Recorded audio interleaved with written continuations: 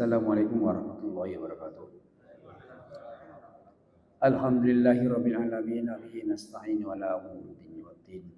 Wassalatu wassalamu ala asyrafil mursalin. Sayyidina wa maulana Muhammad wa ala alihi wa ashabihi ajmain. Selamat pagi semuanya para jamaah Mister rahimakumullah. Mari kita lanjutkan diskusi kita tentang tafsir Jalalain yang ditulis oleh dua imam, yaitu Imam Jalaluddin Asyuti dan Imam Jalaluddin Al-Mahalli. Maka disebut Jalalain. Itu tulisan gurunya namanya Syekh Jalaluddin Al-Mahalli, itu nulis yang mulai juz 15 sampai terakhir. Dilanjutkan oleh santrinya yaitu Syekh Jalaluddin Asyuti mulai surat Al-Baqarah sampai juz 15. Kita lanjutkan lagi diskusi ini. 2 minggu yang lalu kita sudah mendiskusikan terkait dengan bagaimana sikap atau sifat orang-orang Yahudi itu kan. Masih bercerita banyak orang Yahudi ini. Kita lanjutkan lagi juga sama di ayat yang akan kita bicarakan, ayat 93 mungkin atau 94 saya lupa ya. 94 juga akan bicarakan masih sifat-sifat dan sikap orang Yahudi. A'udzu billahi minasyaitonir rajim. Bismillahirrahmanirrahim. Qul in kanat lakumud darul akhiratu indallahi khalisatan min dunin nasi fatamannawul mauta in kuntum shadiqin. Wa la yatamannawnahu abadan bima qaddamat aydihim wallahu alimun bizzalimin. Qul in kanat lakumud darul akhiratu indallahi khalisatan min dunin nasi. Katakanlah hai Muhammad kepada orang-orang Yahudi. Ini sudah bercerita bagaimana sikap orang Yahudi ketika Nabi sudah ada di Madinah. Nabi menemui orang-orang Yahudi itu di kota Madinah, bukan di kota Mekah. Di kota Mekah rata-rata ya suku Quraisy itu sendiri dan orang-orang pagan itu ya nyembah bintang atau sobiin atau mungkin kaum musyrikin itu kan. Ya ada 1-2 yang masih mempertahankan agama lamanya, yaitu syariat Nabi Ibrahim 1-2 yang kemudian ikut Nabi Muhammad. Tapi yang paling banyak orang-orang Yahudi ditemui Nabi ya di Madinah itu. Ada beberapa suku ya seperti suku Bani Quraidah dan Bani Mustalik dan lain sebagainya. Kan lainnya banyak di sana. Ayat ini kemudian disampaikan kepada Nabi Muhammad untuk membantah orang-orang Yahudi. Katakanlah hai Muhammad kepada orang-orang Yahudi, apabila rumah akhirat atau surga di sisi Allah itu hanya khusus kepada mereka, bukan orang lain. Allah menantang begitu. Fatamannawul mauta in kuntum shadiqin. Maka sekalianlah berharap kalian meninggal atau sekarang mati kalau kalian semua betul-betul benar sebagaimana dugaannya. Jadi anggapan orang Yahudi itu begini, Pak. Mereka menjadi bangsa yang paling baik di dunia. Dan anggapannya surga itu hanya untuk mereka sendiri. Orang Islam, kemudian orang-orang lain yang berbuat baik, dia mendapatkan kesempatan masuk surga. Anggapannya seperti itu. Maka dari itu dibantah oleh Allah, ya kan? Dibantah oleh Allah bahwa mereka itu anggapnya salah. Wala yatamannawnahu abadan bima qaddamat aydihim wallahu alim bizzalimin. Ketika ditantang oleh Allah, kalau kamu kepengen masuk surga ya mati dulu. Kan tidak ada orang masuk surga tanpa mati, Pak. Nah, kadang-kadang kan ada para pembicara, pengen masuk surga ibu-ibu, pengen. Besok mau ngeper deh. Kenapa? Syaratnya harus mati dulu masalahnya. Kan tidak ada orang itu kemudian masuk surga tanpa mati, tidak ada. Ya kan? Ada Nabi Idris itu. Nabi Idris itu ceritanya kan pengen masuk surga, gitu. Pengen ngincipi gitu. Kemudian disuruh oleh malaikat Jibril, mati duluan dong. Nah, begitu mati sebentar kemudian masuk, dia membalik. Kenaan di surga kan gitu. Rasanya kayak apa katanya? Orang meninggal katanya di dalam beberapa kitab diceritakan seperti ikan dikeroi kulitnya itu. Seperti ikan dikeroi kulitnya, diberak. Rasanya kayak apa? Mesti sakit bagaimana? Maka dari itu kalau orang memandikan jenazah biasanya pelan-pelan. digebir pelan-pelan. Bukan semprot pakai itu, pakai yang enggak tahu. Digebir pelan-pelan, kemudian digosok pelan-pelan. Pakai sabun dan sebagainya. Yang lain gitu. Tanya Pak Bagus lah sering mandikan jenazah, saya juga enggak pernah masalahnya. Dia hanya gebiuri tapi enggak pernah ikut gosok, enggak pernah. Itu pun dari keluarga saya, orang lain juga saya enggak pernah memandikan. Jadi memandikan jenazah itu tidak setiap orang bisa. Terus terang aja Pak, meskipun kiai loh Pak, kan nggak pernah praktek, meskipun kiai.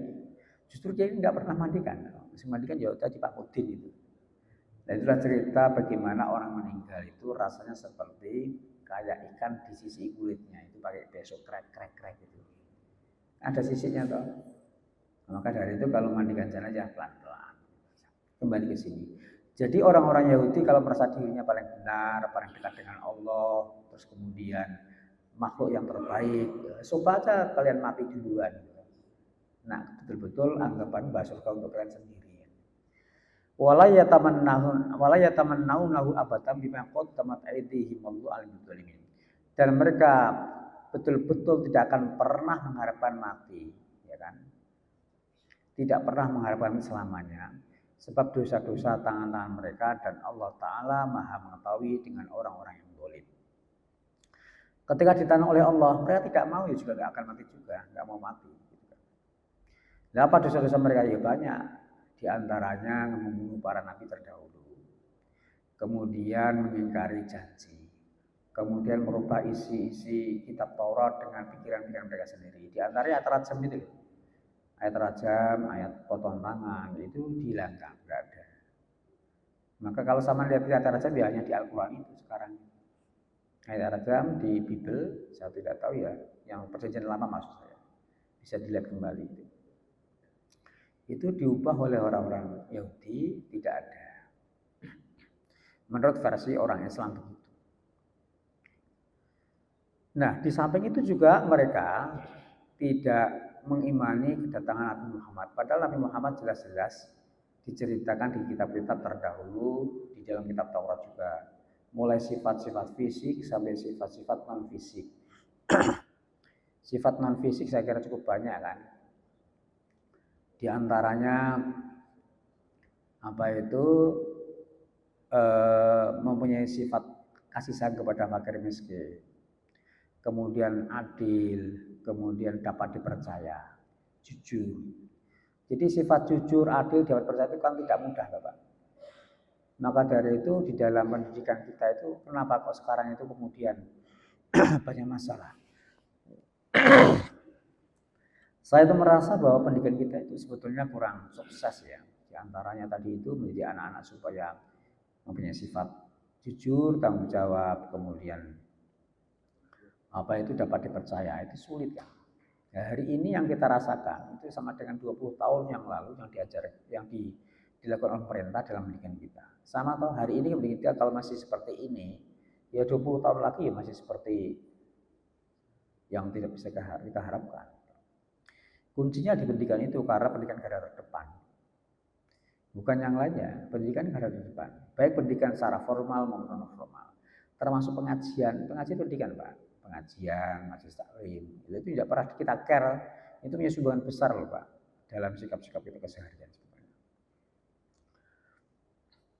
Jadi sikap-sikap orang Yahudi itulah kemudian diingatkan oleh Allah Ta'ala dan mereka tidak akan pernah melihat itu. Wallahu alim bidzalimin. Sedangkan Allah maha mengetahui dengan orang-orang yang zalim. Nah kalau mengetahui gimana? Ya tentu akan dibalas kejahatan mereka, dibalas kejahatan. Kalau kebaikan, ya akan dibalas kebaikan. Zalim itu apa sih? Zalim ya seperti bagaimana sudah saya jelaskan. Menempatkan sesuatu tidak pada tempatnya itu zalim. Lawan katanya adil. Adil itu menempatkan sesuatu pada tempatnya atau berimbang. Itu adil. Wala tajidannahum akhrasun nasi ala hayah. Wala tajidannahum akhrasun nasi ala hayati minal ladzina asyraku. Yawaddu ahaduhum law yu'ammaru alfasanati wa ma huwa bimuzahzihi minal adzabi ayyu'ammar. Wallahu basirun bima ya'malun. Wala tajidannahum akhrasun nasi ala hayah. Allah bersumpah. Ya, maaf.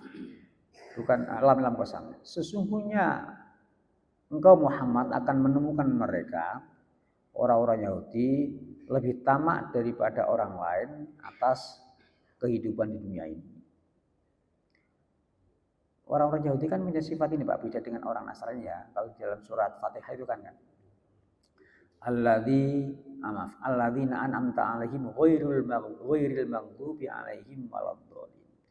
Jadi orang Yahudi itu mempunyai sifat ya kan, lebih ke arah duniawi yang paling banyak. Jadi wajar kalau orang-orang itu kaya. Sama lihat saja Sujo Soros, Yuk Rebah dan sebagainya. Jadi orang Yahudi orientasinya ke dunia lebih tinggi, meskipun dia tahu. Sedangkan sifat-sifat orang-orang Nasrani, menurut tafsir itu yang saya baca tafsir Tanwirul Bas, itu lebih mementingkan soal rohani dibanding yang duniawi. Andikan misalkan, kok banyak Pak orang-orang Nasrani yang kaya, banyak kaya orang banyaknya. Itu kan tidak kemudian menghapuskan yang namanya mereka lebih mementingkan ke rohani. Nah kalau Islam di tengah-tengahnya, tidak terlalu asyik untuk meroleh kehidupan dunia yang banyak, agar aku tidak kemudian terlalu rohani atau spiritual atau model seperti pendeta di tengah-tengahnya. Nah orang-orang Yahudi dianggap di dalam ayat ini itu sangat-sangat serakah dan tamak atas kehidupan dunia dibanding orang-orang yang musyrik. Kenapa? Karena hidup mereka itu dibatasi. Mereka tahu bahwa yang namanya hidup ini dibatasi. Dan di akhirat nanti pun akan dibalas atas apa yang mereka lakukan di dunia ini. Sementara orang musyrik kan tidak, mereka nggak percaya soal masalah ada hari kebangkitan, nggak percaya soal adanya Allah, kan begitu. Maka orang-orang Yahudi dianggap sebagai amat serakah dibanding orang lain, dibanding orang-orang syirik meskipun. Ya waktu ahaduhum law yu'ammaru alfasanah wa ma huwa bimuzahzihi min adabi ayyul ammar. Dan masing-masing mereka itu lebih suka apabila usia diperpanjangkan sampai kira-kira 1000 tahun.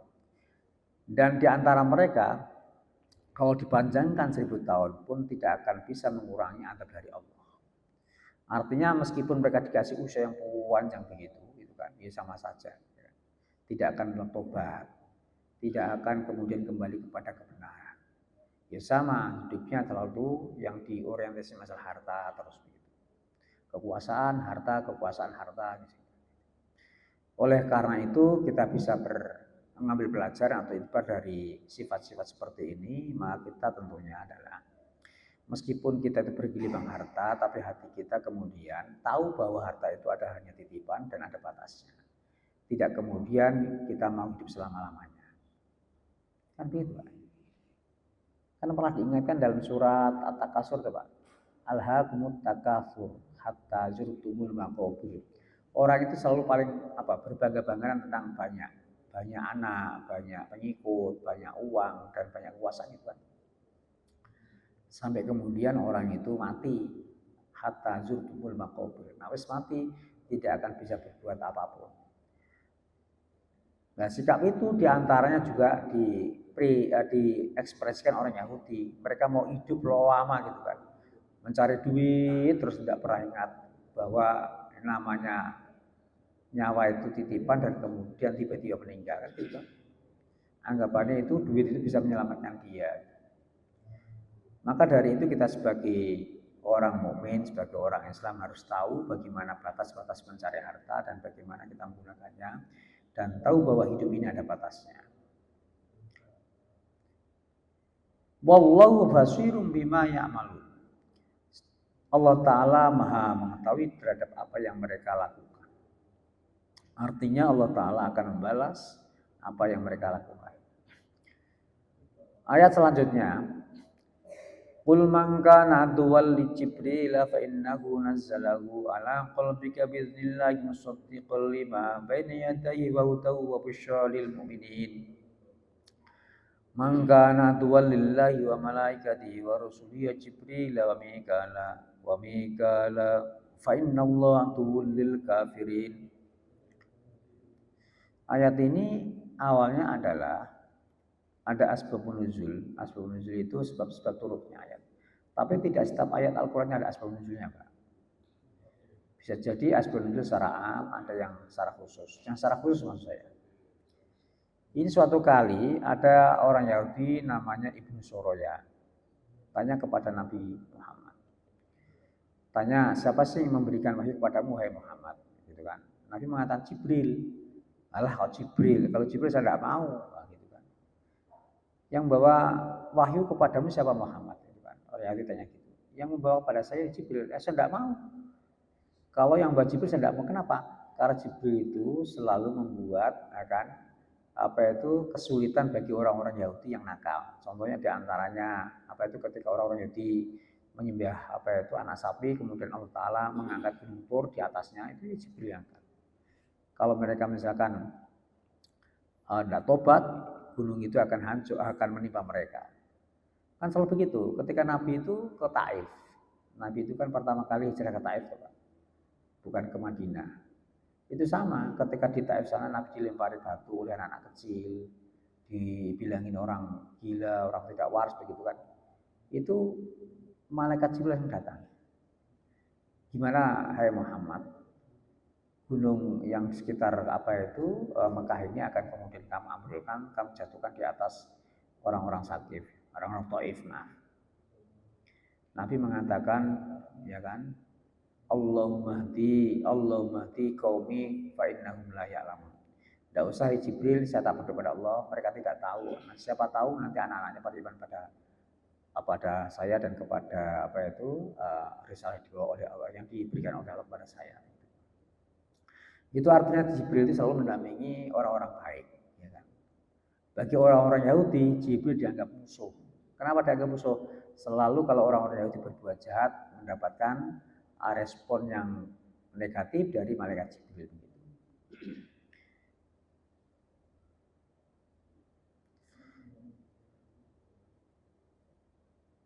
Mangkana atuwal li Jibrila fa innahu nazzalahu ala qalbik. Barang siapa yang musuh malaikat Jibril, Allah menyampaikan begitu. Maka sungguhnya Jibril itu yang membawa Al-Quran kepada hati Muhammad dengan atas izin Allah. Musaddiqal lima baina yadayhi wa hudaw wa busyra lil mu'minin. Yang benarkan ayat-ayat atau kitab-kitab sebelumnya dan memberikan petunjuk dari kesesatan dan memberikan kabar gembira tentang surga bagi orang-orang yang mukmin. Katakanlah hai Muhammad, barang siapa yang musuh Jibril, ya kan? Maka sungguh Jibril itu adalah yang membawakan wahyu kepada engkau dengan izin Allah dan kemudian membenarkan kitab-kitab terdahulu yang memberikan petunjuk dari kesesatan dan memberikan kabar gembira atau surga kepada orang-orang mukmin. Artinya apa? Jibril inilah diberikan tugas oleh Allah menyampaikan wahyu kepada para nabi terdahulu, termasuk Nabi Muhammad. Nah, kemudian ada yang bertanya, kalau sekarang sudah tidak ada nabi lagi, apa tugas nabi? Nah, malaikat Jibril. Tugasnya yaitu membaca tasbih, Pak. Sampai sekarang ini. Terus para malaikat tugasnya membaca tasbih, mentakbirkan Allah sampai kiamat selesai.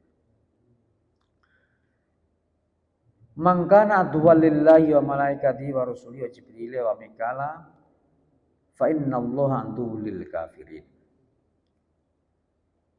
Barang siapa yang musuhi Allah dan para malaikatnya dan para rasulnya dan juga Jibril dan kemudian malaikat Mikail, maka sungguhnya Allah Ta'ala itu adalah musuh bagi orang-orang kafir.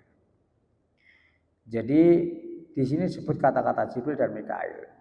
Bagi orang-orang bagi orang-orang Yahudi, malaikat Mikail itu dianggap malaikat yang paling membawa kedamaian dan kesejukan. Dan di dalam Islam juga sama toh. Malaikat Mikail adalah malaikat pemberi rezeki, memberi keselamatan dan kemudian perlindungan. Sementara Jibril punya tugas diantaranya memberikan wahyu gitu kan, menyampaikan wahyu dan kemudian setelah itu mendampingi nabi-nabi terdahulu atau ada hal-hal yang kira-kira tidak baik kepada para nabi, mereka kemudian Jibril kemudian mendampingi. Anggapan orang-orang Yahudi tadi bahwa kalau yang bawa malaikat Mikael mesti kami akan iman katanya gitu. Padahal tidak juga, andaikan yang bawa malaikat Mikael pun nggak iman. Walaqad anzalna ilaika ayatin bayyinati wa ma yakfuru biha illal fasiqun wa kullama ahadu ahdan nabadhu fariqum minhum bal aktsaruhum la yu'minun. Walaqad anzalna ilaika ya Muhammad.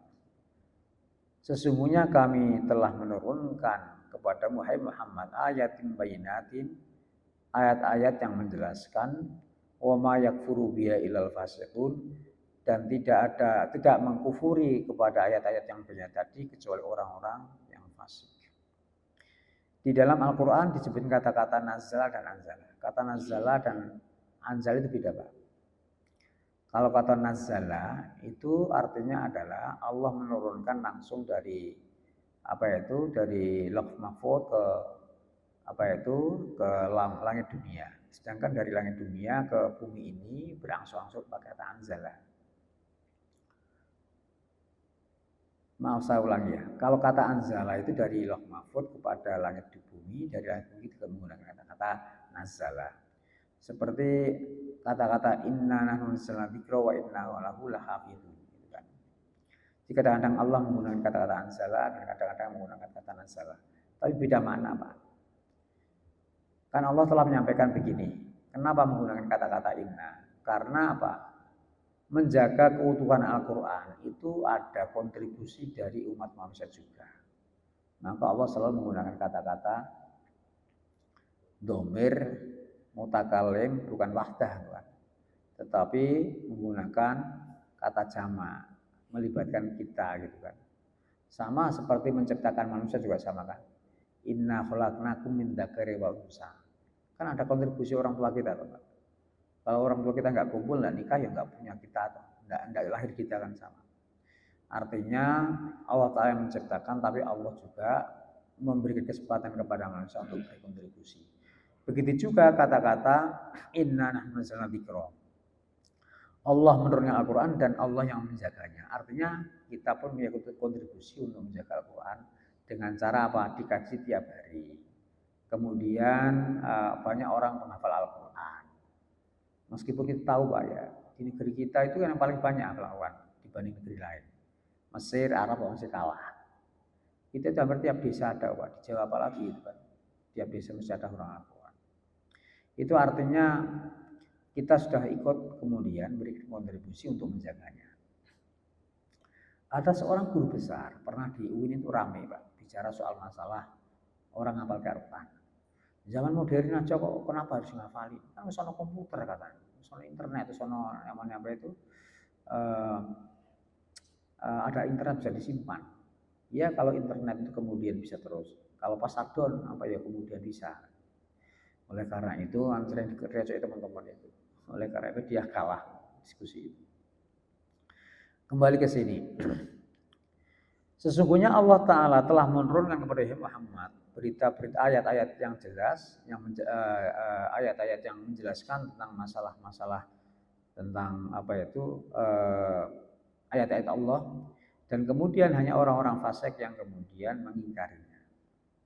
Jadi Allah Ta'ala memberikan wahyu yang berupa Al-Quran telah menjelaskan banyak hal. Di antaranya cerita masa lalu, kemudian masa sekarang, dan yang akan datang.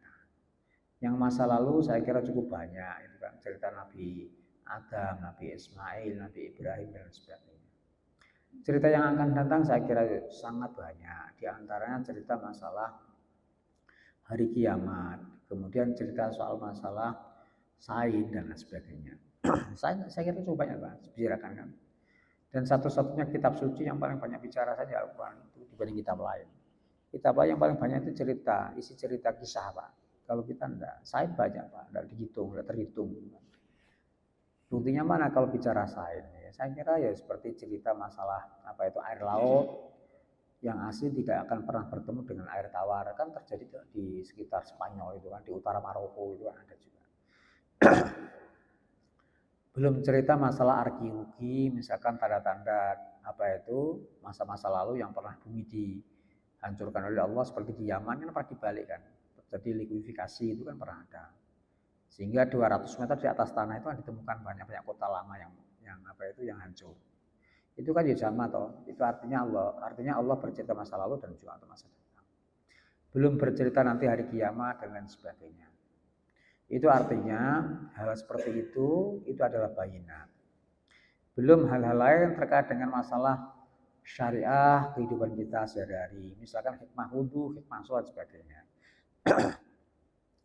Ataupun yang berhubungan dengan masalah sosial seperti misalkan sosial politik dan kemudian psikologi manusia. Misalkan manusia itu selalu kan gini Pak, sering berputus asa.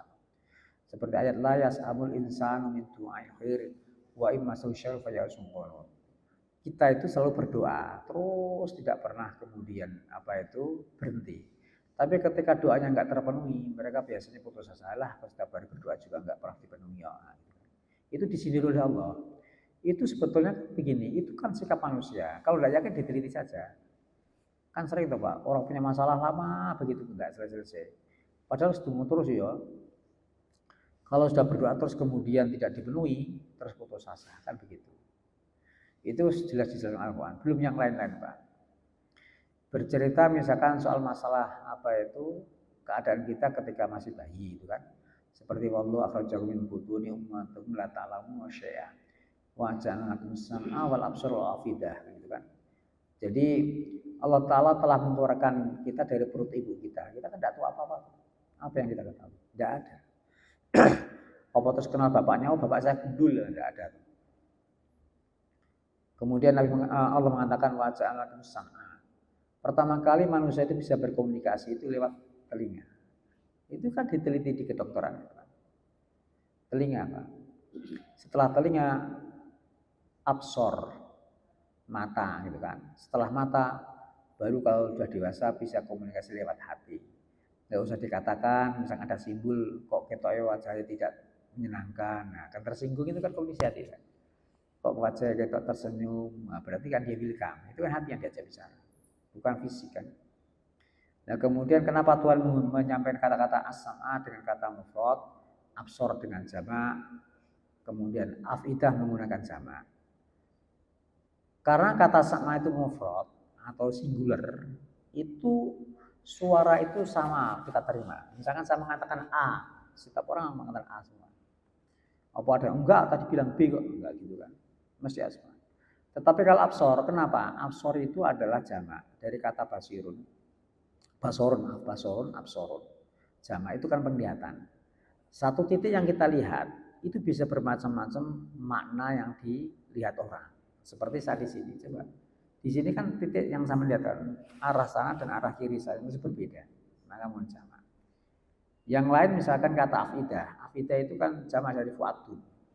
Fuadun artinya hati. Afidah itu banyak hati itu kan. Sama-sama kita mendengarkan, sama-sama kita melihat, sama-sama kita duduk, tapi hati masing-masing berbeda. Orang sing ngaji suwe men tak wis tau setengah jam, ndak mulai gitu.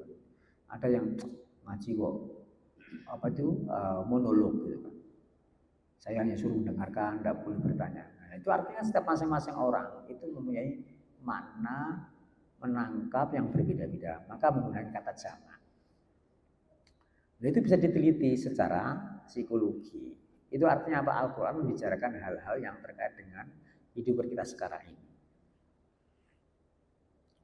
Kemudian tidak ada orang yang mengingkari ayat-ayat yang banyak jadi kecuali orang fasik.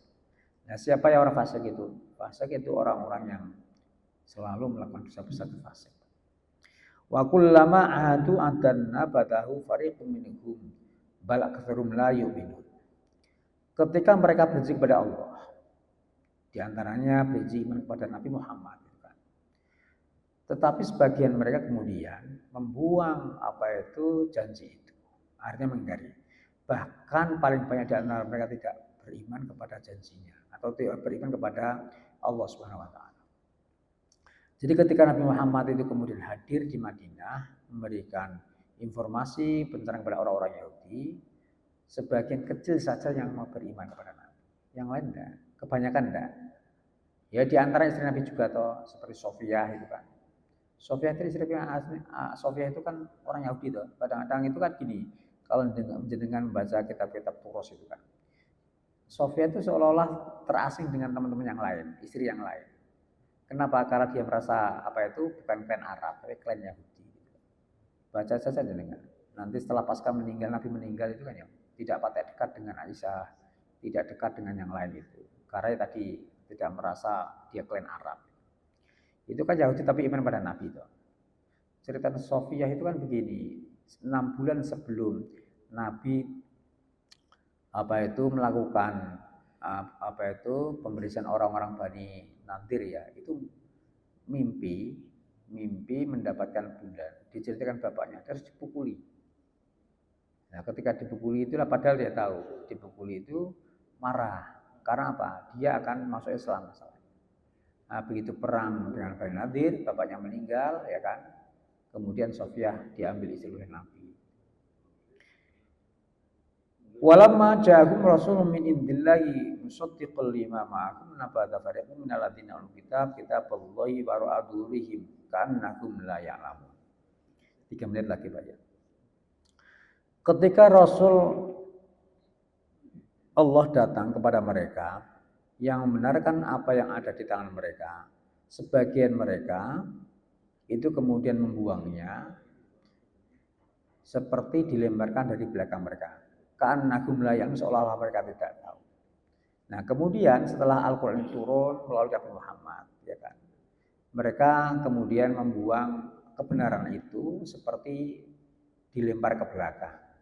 Dan seolah-olah mereka tidak, padahal mereka tahu bahwa Al-Qur'an itu benar dan dibawa oleh Nabi yang sesuai dengan sifat-sifatnya yang telah dirilis di dalam kitab Taurat. Oleh karena itu, mereka itulah akan mendapatkan yang namanya murka dari Allah. Ini di wara'adurib ailam ya'malu bima fiya minal imani birrasuli wa ghairihi.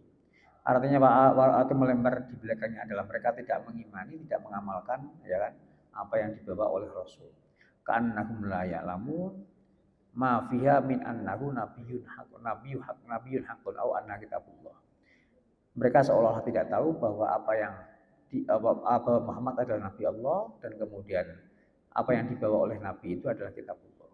Sebetulnya mereka tahu Al-Quran adalah wahyu Allah, tapi sengaja mereka tidak mau mengikutinya. Karena tadi merasa dirinya adalah klan yang terpilih, ya kan, yang terbaik, dan kemudian ada rasa iri. Kenapa yang lahir dari klan Ismail bukan dari Ishak? Karena selama ini Ishak semua toh. Jadi Nabi Ibrahim punya 2 anak, Ishak sama Ismail. Sebetulnya 4 ya Pak, saya lupa itu yang 2. Nabi Ismail ini kemudian tidak melahirkan para nabi, tapi di Arab.